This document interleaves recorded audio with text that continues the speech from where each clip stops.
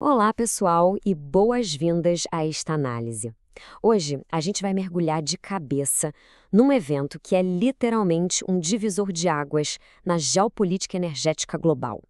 A gente vai destrinchar aquele relatório histórico do dia 28 de abril de 2026, assinado pelas jornalistas Vivian Nering e Rebecca F. Elliott, que detalha a saída abrupta dos Emirados Árabes Unidos da OPEP. É o fim de uma era, e a gente vai entender exatamente como e por que todo esse xadrez internacional mudou. Para entender de verdade o que está rolando, a nossa agenda de hoje passa por 5 passos bem diretos. 1. O choque na OPEP. 2. A guerra e o estreito. 3. A economia do petróleo. 4. O racha no Golfo. E 5. O futuro do mercado. Então, vamos começar pela nossa primeira sessão, o choque na OPEP, porque olha, essa notícia caiu como uma verdadeira bomba. Para contextualizar esse choque, a gente precisa lembrar o papel fundamental da OPEP. Durante décadas, essa coalizão foi a grande responsável por direcionar os preços do petróleo, basicamente ditando cotas de produção bem rígidas para os seus membros. E claro, a gente tem a coordenação mais ampla com aliados como a Rússia através da chamada OPEP+. Só que o poder de fogo deles vem caindo nos últimos anos. E por quê? Porque a produção de países que não fazem parte do grupo disparou, com os Estados Unidos liderando essa carga. E se a gente olhar para essa linha do tempo histórica, a coisa fica ainda mais clara. Abu Dhabi entrou no grupo lá em 1967.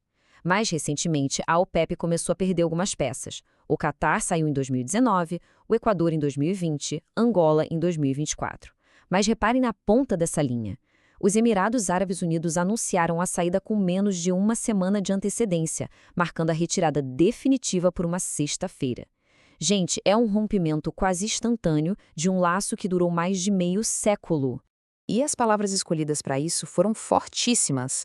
A agência de notícias estatal dos Emirados publicou exatamente o seguinte: durante o nosso tempo na organização, fizemos contribuições significativas e sacrifícios ainda maiores. No entanto, chegou a hora de focar nossos esforços no que dita o nosso interesse nacional. Ou seja, eles estão dizendo em alto e bom som que a época de se sacrificar pelo grupo acabou. O foco agora é 100% nos próprios interesses e na agenda global deles.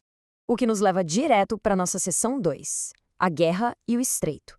Porque é impossível entender essa saída sem olhar para o cenário geopolítico super inflamável da região. Olhando para os fatos no final de fevereiro, a gente teve a eclosão da guerra envolvendo os Estados Unidos, Israel e o Irã. O impacto prático e documentado desse conflito foi imediato. Produtores de todo o Golfo Pérsico foram forçados a cortar a produção drasticamente. E a grande razão para isso foi o fechamento efetivo do Estreito de Hormuz. Para colocar isso em perspectiva, simplesmente 1/5 de todo o petróleo do mundo passa por ali. É um gargalo absolutamente crucial.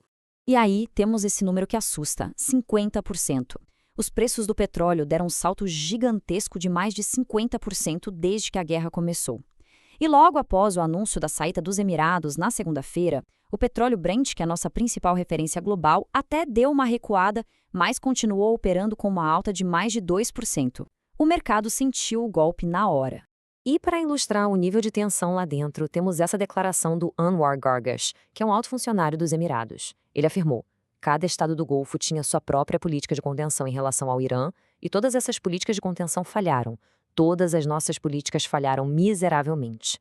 Isso mostra, de forma bem transparente, o tamanho da frustração com o ambiente de segurança na região. Agora a gente vira a página para a seção 3, a economia do petróleo.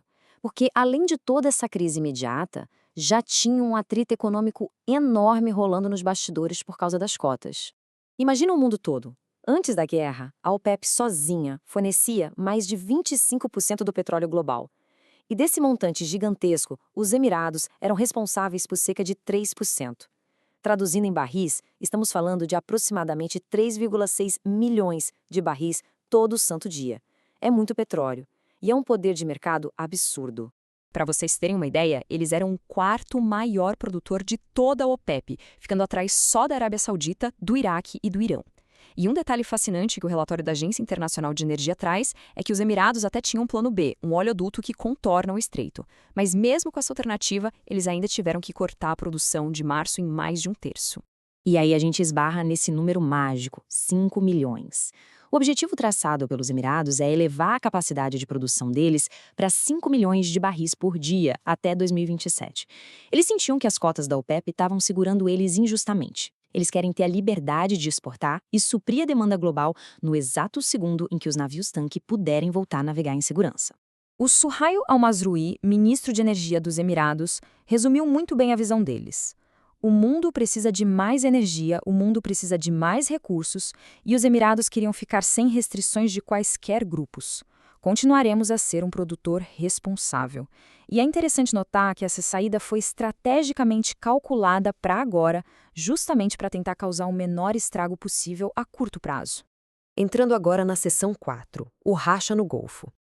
A verdade é que as fissuras entre os Emirados e a Arábia Saudita vinham crescendo de forma silenciosa, mas constante. É como se fossem dois modelos de negócios completamente diferentes tentando trabalhar juntos. De um lado, você tem os Emirados, com uma economia super diversificada, que não precisa de preços altos para fechar as contas. A prioridade deles é volume, vender bastante.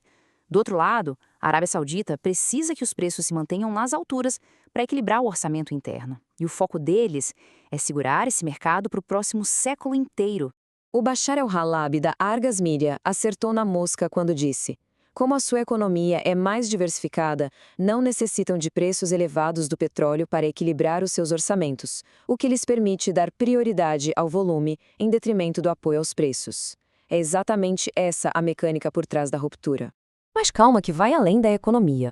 O xadrez geopolítico tem diferenças enormes. Os Emirados, por exemplo, buscaram laços com o Israel. No Iêmen, eles apoiam separatistas no sul, enquanto os sauditas apoiam o governo de lá. Além disso, os Emirados abrigam uma baita base militar dos Estados Unidos e foram alvo de milhares de ataques iranianos. E, segundo as fontes, os líderes locais ficaram bem insatisfeitos com a falta de uma resposta mais firme de grupos como o Conselho de Cooperação do Golfo e a Liga Árabe. E, para fechar, a nossa seção 5, o futuro do mercado, o que muda daqui para frente. O alerta vermelho aqui é o peso dessa decisão. A saída dos Emirados não é a mesma coisa que o Equador ou Angola saindo. É um verdadeiro gigante abandonando a sala. Isso significa que uma fatia muito maior do petróleo global já não responde mais aos controles da OPEP. A consequência natural disso? Uma volatilidade gigante e muita incerteza para o mercado a longo prazo. O Jason Bordoff, da Universidade de Colômbia, levantou a bola perfeita sobre o que vem por aí. A questão é saber se a Arábia Saudita está disposta a suportar a maior parte do fardo de gerir os mercados mundiais de petróleo, com apenas uma capacidade limitada para apoiar isso por parte de muitos outros intervenientes. Basicamente, sobrou quase tudo nas costas de Riad. E isso nos traz a pergunta final, a grande pulga atrás da orelha. Será que a Arábia Saudita vai conseguir carregar o peso dos mercados globais de petróleo sozinha? A gente quer muito saber o que vocês acham disso. Deixem suas opiniões e teorias aqui embaixo, respondam nos comentários. E a gente vai ficando por aqui com essa análise. Se você gostou do conteúdo, considere nos apoiar. Link do Apoia-se na descrição do vídeo. Curta e se inscreva no canal para não perder as nossas próximas investigações profundas. Um grande abraço a todos e até a próxima!